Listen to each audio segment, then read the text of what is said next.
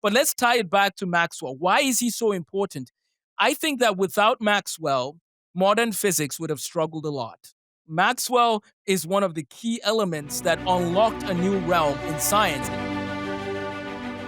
ID, the Future, a podcast about evolution and intelligent design.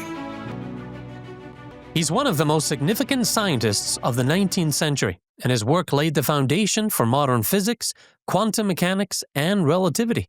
Scottish physicist and mathematician James Clerk Maxwell is a pivotal figure in the history of modern science. And Maxwell's scientific study was inspired by the belief that the works of nature reflect the work of a designing mind. Today, my guest is mathematics educator, curriculum designer, and medical physicist Amos Tarfa, who will help us profile Maxwell and better understand the great scientist's contributions. This is Amos's first conversation on ID the Future. He has a master's in medical physics and a master's in medical health physics, and has completed a first year of PhD studies in chemistry and STEM education. He grew up in Nigeria and came to the United States in 2007 to pursue his college education. Instead of proceeding to medical school, Amos decided to go into education as well, instead. Gosh. Okay, sorry. Quite a few little mistakes here, but we'll get it going. Let me re-say that one line here. Instead of proceeding to medical school, Amos decided to go into education instead. He has been teaching, tutoring, and designing mathematics curricula since 2011. Amos, welcome to ID the Future. Thank you so much for having me. Yeah, well, let's begin by getting to know you a bit. This is your first time here on the podcast. I know you've met quite a few of us here at Discovery Institute over recent years. Tell us a bit about your background and how you came to have a passion for mathematics and the sciences. Well, thanks again. I was born in northern Nigeria and moved to Lagos, Nigeria. And right from the earliest days of my life, I could remember I loved pencils, pens, and paper. I always loved learning. And when I moved to Lagos, Nigeria, I was part of the JETS Club, which stood for Junior Engineers, Technologists, and Scientists. So right from elementary school, I was very excited to learn about science and the world. I was also excited to learn about mathematics and patterns. Those were some of my early memories. And so right from elementary school, I got involved with the Junior Engineers Club. After I went to high school, I continued in that tradition of science and mathematics. In Nigeria, you have to choose a track when you get to 10th grade. You either go to the science track, the social science track, or the arts track. And I chose the science track. So spent a lot of time with science. I was the president of the JETS Club in high school. And that's a little bit of my technical sort of background from K-12. I went on to study chemistry, pre-med, and I love studying the world that God has created. And that's my background. Okay. Now, you've been long inspired by some of the best mathematicians in history, including Sir Isaac Newton, Leonhard Euler, and Carl Friedrich Gauss. Yes. Now, part of your philosophy as an educator is that in order to produce top mathematicians, we can learn from the education of those great men. Why is it useful not just to consider their achievements, but how they learned and what they learned and where they learned? I believe that understanding what kept them up at night is a key element of learning how to inspire us children today. I know you didn't mention one of the other ones, Michael Faraday. Whenever I hear his name, even if I'm having a bad day, I smile because Michael Faraday was a boss. I love Faraday. And I think about 1831 on Christmas Day. Why is Michael Faraday doing experiments on electricity and magnetism in the 1830s? Why was he staying up at night, right? Why was he doing what he was doing? Well, there's some history there with Voltaire and Ampere and Ostad. Okay, now I'm getting a context to what's going on in the 1800s. That gets me excited to then want to dig deeper into what Faraday was trying to accomplish. I believe that if we can see what kept them up at night, we might just get a lot more students wanting to do calculus on Friday nights instead of doing other things. Well, that makes a lot of sense, and you're definitely a man after my own heart. I love to get to the bottom of things, to go back to the origin. Whenever I have a conversation with my family, my kids start rolling their eyes when I say, well, 100 years ago, or even more, but I like to give that a little bit of context. Yeah. And not many people think about that in terms of the math education. They think of the nuts and bolts. They think of the repetitive nature of what you've got to learn, but you're really advocating for a bigger a bigger picture to that math education, right? Yeah, And yeah. we can certainly unpack that in the time to come here. But let's delve today into Mr. Maxwell, one of my fellow Scottish compatriots. He is quite interesting in the history of science. Obviously, his life covered the 19th century. Why does he matter in the history of mathematics and science, would you say? You know, as I jump into this, I do want to mention that the attitude I am calling people to have on the history of science and mathematics is part of the attitude you see in Isaac Newton. It's the Hmm. fact that Newton is reading Euclid and Newton is reading Descartes, and of course Blaise Pascal lived around the time of Newton. But the point is that we see some of how they became who they became, and it partly had to do with what they were studying of the people before them. So then Maxwell, when I look at Maxwell, I'm amazed at how much he was able to accomplish in his life, and died at 48, which was the age his mother also died of stomach cancer. And I think that when I look at a life like that and see how much he was able to accomplish, it tells me, number one, it's not about how long, it's about how well. So we need to make the most of the lives we've been given. But let's tie it back to Maxwell. Why is he so important? I think that without Maxwell, modern physics would have struggled a lot. Maxwell is one of the key elements that unlocked a new realm in science. And here's one of the biggest achievements is showing that light was electromagnetic radiation. When Maxwell showed us that, it basically was like opening a door to a whole new realm. And so Maxwell's work in the 1850s, 60s, and 70s was fascinating. I do want to add one more thing about Maxwell that I find quite interesting, and that is his legacy. Maxwell started the Cavendish Laboratory at the University of Cambridge, which I visited last year. And actually, I want to make that every summer. That's my dream, is just to go back and keep learning. But one of the interesting things is that Maxwell died in 1879. And that same year, a German scientist was born named Albert Einstein. And Albert Einstein, carried on. And into the early 1900s, they asked Einstein, do you stand on the shoulders of Newton? And he said, no, I stand on the shoulders of Maxwell. That was sort of one of these conversations that I've heard from multiple people about, Einstein and Maxwell's relationship, or how he looked up to Maxwell. But I bring up the Cavendish Laboratory because J.J. Thomson discovered the electrons in the Cavendish Laboratory. We could go down the list. They have almost 30 Nobel laureates out of the Cavendish Laboratory, between the Cavendish Laboratory and the Royal Institution, which have some relationships, especially back in the day, they had more. So I bring that up to say that Maxwell's legacy, he set them up for success. And today, we're benefiting from what Maxwell did back in the 1870s. Okay. And that sort of leads into my next question. How exactly was Maxwell viewed by his scientific contemporaries? And how has history judged him, compared to Newton, Faraday, one of your favorites, and Albert Einstein? Do you think he gets a fair shake? Do you think he's remembered as well as those gentlemen? I've seen places where they would put Maxwell, Newton, and Einstein, right? Like sort of the top three. I've seen those kinds of, sort of rankings. I would say that, Newton was Newton. Newton was unique. And I know today is not about Newton, but without Newton, there wouldn't be a Maxwell at the level of Maxwell, right? So Newton, did something. And Newton was willing to acknowledge that if he has seen further, it's because he stood on the shoulders of giants. Well, who were those giants? Copernicus, Kepler, Galileo, which, by the way, Galileo died the year Newton was born. That's another interesting set of dates. But Hmm. anyway, so Galileo dies, Newton is born, Newton does what he does. And I think that Newton is phenomenal in giving us the keys to the calculus, as well as Leibniz. But we're looking at Newton for a second. Now we fast forward into the 1800s. Faraday's experiments were found to be, very good. He was a very good experimental physicist, but he was not a mathematical physicist. Faraday needed Maxwell's equations. Faraday needed something more. And that relationship should become a movie, by the way, of how that connection that happened when Faraday meets Maxwell and Maxwell shows Faraday's experiments from a mathematical perspective. I Hmm. would argue that because of what he did on top of what Faraday was doing, because what Faraday was doing was already very phenomenal. Now you add mathematics to it, and it went to another level. So I would say that most physicists you talk to, actually, Richard Feynman and another physicist, here's part of what they would say about Maxwell. They would say that if our civilization ended and there was only one thing that was remembered, it would be Maxwell's equations. That's what they said about Maxwell.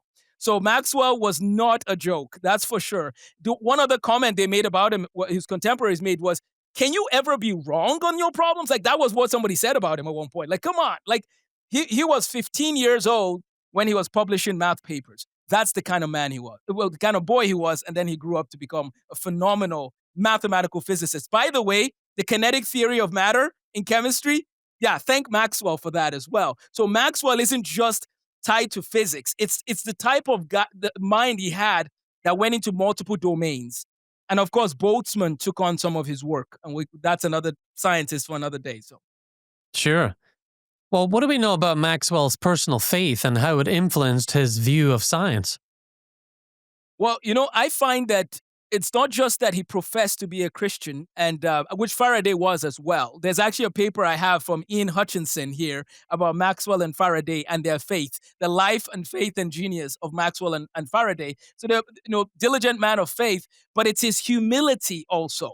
It's one thing to say that he believed. It's another thing to also realize that he allowed his faith to govern how he lived his life in such a way that people would have to testify that he was different. So he was a devout, Christian. He memorized all of Psalm 119. I mean, think about it. Psalm 119 is difficult enough. It's not a story. It's 176 verses that are going into different aspects of God's commandments and judgments and laws. And Maxwell memorized it. So that was the type of man he was. He believed that God's word laid the foundation for how to live. Hmm. And there's something above the doorway at the Cavendish Laboratory. Yep. I was going to ask you about that. Particular writings, quotes, or prayers from Maxwell that highlight his belief in the design and order in the universe. Give us a few hints at that. Well, I mean, great are the works of the Lord, I think it's great are the works of the Lord, sought by all who take pleasure therein. Great are the works of the Lord. So clearly his physics was built upon this premise, which, if we look back at Kepler and Newton, they spoke in similar ways. Great are the works of the Lord. So we see that about Maxwell. We see that he talks about the fact that, all truth goes back to God. Like that, there's those types of quotes as well, where he understands there's a deeper level to reality that goes beyond what is seen. And let me also mention one other aspect of Maxwell's faith that I believe is very interesting. Think about the fact that light as electromagnetic radiation, the fact that there's more to light than what you see. In Hebrews 11 in the Bible, it says, faith is the substance of things hoped for, the evidence of things not seen. Maxwell was willing to believe in the unseen. That is a very interesting observation. To when your worldview allows you to believe in the unseen, you can actually potentially begin to discover more than if you think all there is all that you see and can touch. Yeah, very interesting. Now, Maxwell was among other prominent 19th century scientists like Faraday, Louis Agassiz, who continued to advance this natural theological tradition that was inaugurated by Robert Boyle, Isaac Newton. But other scientists began to regard the witness of science as hostile to a theistic worldview, or at least merely neutral. Especially after Darwin's theory, started to percolate. You had scientists who either disavowed themselves of a theistic worldview or were neutral on it or even considered it hostile. But Maxwell seems to be different. How did he reconcile his rigorous science with his openness to intelligent design arguments? You bring a good point, and I want the audience to remember that in the 1850s, at this point, you have Darwin's book is coming out 1859. You have Karl Marx doing some of his writing. There's all of this stuff happening now. 1871, the Franco-Prussian War, and the role of Germany at this time in history. I think that faith element. I think about the Reformation in the 1500s and Germany's place in history and how things changed so much by 1870, where they had moved away from some of those views that traditional Christianity would have called for. But I think Maxwell, as a Presbyterian, I think that what is the church? What does the church teach, or what was the church teaching at this time? And I think that Maxwell, devout in his faith, seeing what the church was teaching, was showing that there was no conflict at this time, right? Even though Charles Darwin's book was a turning point, I think that Maxwell was willing to choose God's word above whatever the consensus of the time might have been. He did not see a reason to have a separation. And I agree with him wholeheartedly. And I think that one of the reasons is this. This is something I'm actually just realizing. Isaac Newton was a giant who went to the same college as Maxwell. And for Maxwell to have seen what Isaac Newton, did and the Principia, I think that that type of giant being close. Newton died in 1727, so Maxwell was living about 100 and 15 years after Newton. I think the mood was still ripe for these kinds of conversations. But after 1879, when Maxwell died, I feel like a lot changed in the world, and this coincides with Darwin, Marx, Nietzsche, and some of these other writers that came right after. Yeah. Yeah, one of the things I've learned about the history of modern science is, and Stephen Meyer and others have written about this history, and I don't think it's very well known. The Judeo-Christian ideas that really got modern science going. Not to say that science wasn't Mhm. happening in many other cultures, but what was it that really kicked modern science off and the scientific revolution? Well, it was these Judeo Christian ideas Mhm. about the intelligibility of the universe, Yep. that it could be understood, it could be studied, it could be, intelligible to us. Yep. And you had other ones as well. That it was just a rational thing to study, and that you could get something out of that. Maxwell definitely a model of that belief that you could study nature Mhm. and ascertain things about its design and about its designer.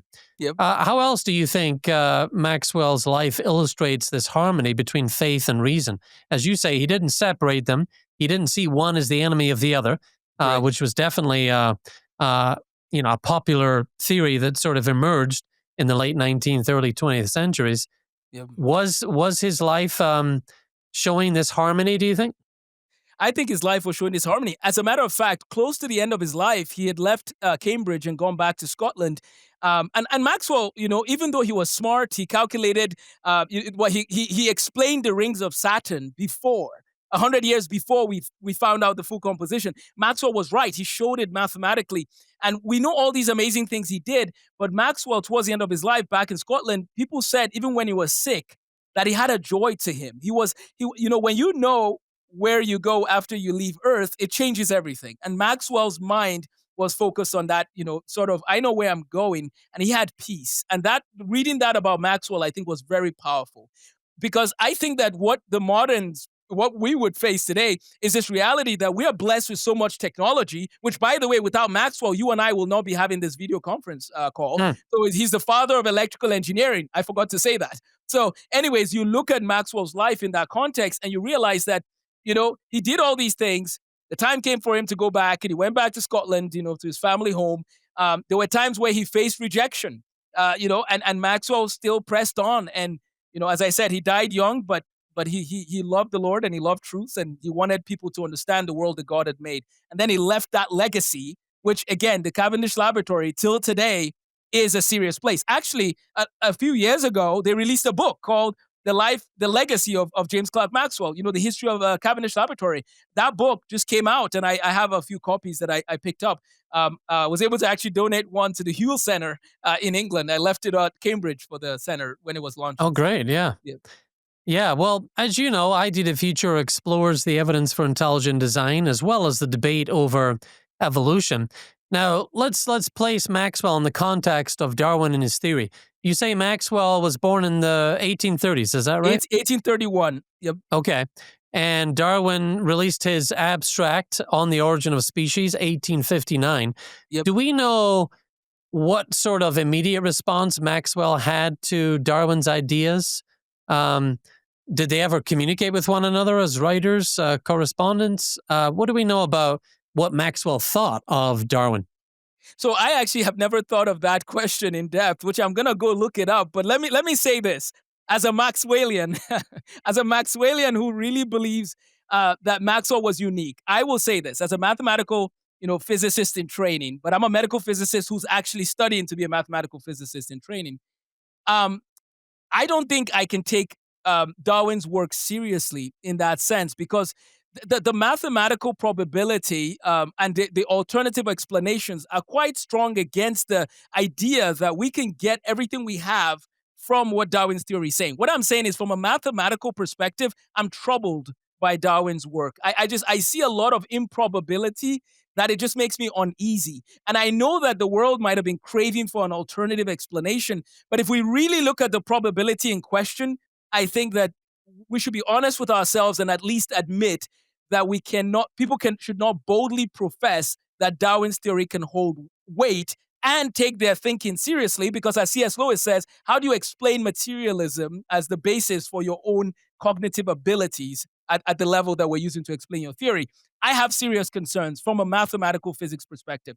I don't know what Maxwell himself would have said, but I just know, as one who has studied him quite a bit and others like him, there would be some serious pushback to some of those ideas from Darwin. Yeah. And as you probably know, we have folks like Stephen Meyer and David Gelernter, David Berlinski, who have been probing the mathematical limits to Darwinian evolutionary processes. And as you say, there's certainly a lot to be troubled about when it comes to trying to credit this unguided process with all of the information that has come about to produce the diversity of life we see. Yes, There are sir. certainly some formidable mathematical challenges. Um, Now, can you, back to Maxwell here, can you share a few examples of where his discoveries point us toward a deeper understanding of the order, the design, and the meaning in the universe? the speed of light, actually, he did work on that as well, by the way, which is fascinating. Um, Man, it's amazing to think how one man could be in so many fields, as I said, so anyways, he did work with the speed of light, which is a critical element to some of the work in modern physics later on. Maxwell was very particular about precision. He was very particular. Now, why would you be so particular about some of these things, except for the fact that there is a designer and one who has ordered the universe to be a certain way. So now you're studying his world, right? People like Kepler talk about thinking God's thoughts after him. Maxwell was of that kind of, thought process. Now, Maxwell's work gave rise to the work of Heinrich Hertz, the man who the frequency unit of frequency is named. So Maxwell's work kind of gives us a little bit into that world as well. He unlocks this door, and this door again is solid to the point where it can allow for future discoveries to have solid footing. So I think that if he had not had some of these principles in order, which he believed, of course, God created the world and all of that, if he didn't have that in order, the future theories would have broken, if that makes sense. So clearly, he came upon a very solid set of principles that govern physics today. Yeah. Definitely illuminates that saying that came from Newton, standing on the shoulders of giants, recognizing who came before you, who set up the theories and laid the Mhm. foundation for your own work. Yes, sir. Now, if you had to distill Maxwell's worldview into a lesson for today's scientists and students, what would it be? How would you put it? Humility. Hmm. Humility and willingness to acknowledge when you like some scientists today make it seem like you have to know everything, or sometimes they don't say that you have to know everything, but the attitude, sometimes our attitudes speak louder than our actions. And some about maybe what we think about ourselves. But Maxwell's attitude was one of humility, intellectual humility on another level. And that is the type that makes you question things that, if even if you wanted to believe a certain thing, you now are willing to face the fact that, I could be wrong on this. So let me dig a little deeper and let me be willing, let me be willing to dig deeper if I have to. So that's number one, is humility. Number two, collaboration. Remember, I mentioned that Faraday wasn't good at mathematics necessarily at the level of Maxwell, because Faraday was actually a middle school drop. Well, I mean, he had a middle school education, basically, right? I was going to say a Hmm. middle school dropout, but part of it is he couldn't afford much. He used to eat a loaf of bread over 7 days. Someday we'll talk about Faraday, but Faraday was poor. When he died, Faraday got a house from the Queen of England. That was the kind of man Faraday ended up becoming. But Faraday was good at experimental physics. Then he met Maxwell. Maxwell's ability and willingness to collaborate. So when I think of collaboration, humility, intellectual humility, I distill those and say, scientists of today, can we please look back on Maxwell's legacy in those domains, and also laying the groundwork for future generations so that they have solid footing to carry on the work that we do. I think those are some things I see from Maxwell's life. Yeah. And definitely humility needs to be in greater supply, that's for sure. We get amped up about politics, and that can sort of play into things, but really the data is what we've got to pull out of our experiments and investigations. And we want to avoid the extra layers that we can put on the hype, the Yes, sir. interpretation a certain way, the narrative. None of that is as important as the data and the scientific facts. And you've got to handle those with care and with humility, as you're saying. Yes, sir. And James Clerk Maxwell, a great example of that from the past. Now, Amos, this sets us up for a separate conversation.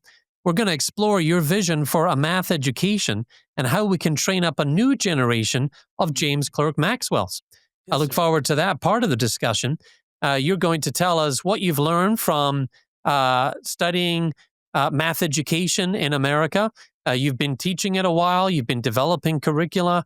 And you've noticed some things about what we may or may not be doing right that can enhance math education. So we're going to discuss that, your vision.